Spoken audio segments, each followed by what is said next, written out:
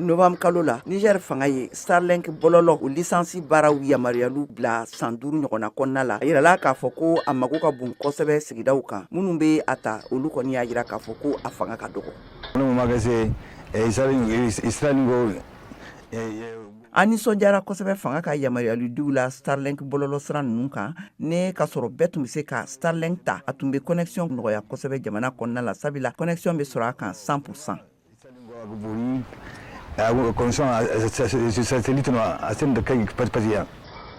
Ni Sahara bolo jamanaba nin kɔnɔna la bɔlɔlɔ siraw sɔrɔli maaw fɛ hakɛw jiginna ka bɔ san 2022 la ka na se san 2023 waati ma a bɔra 137 la ka jigin ka na 132 la ka da kɛrɛnkɛrɛnnenya la antenne kariliw la jatigɛwale mɔgɔw fɛ jamana fan dɔw fɛ. Starlink ko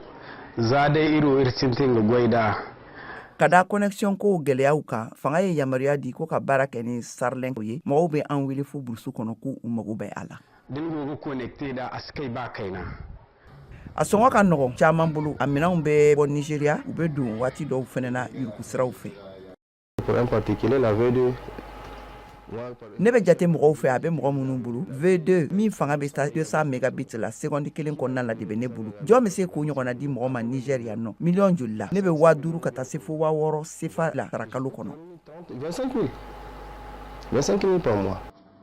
Farafina jamana 15 ɲɔgɔnna ye bolonɔbila kɛ bɛnkan la min bɛ Starlink diliw yamariya u ka jamanaw kan a bɛ se ka marcher ni groupe électrogène mobile batterie ani énergie solaire ninnu bɛɛ lajɛlen ye.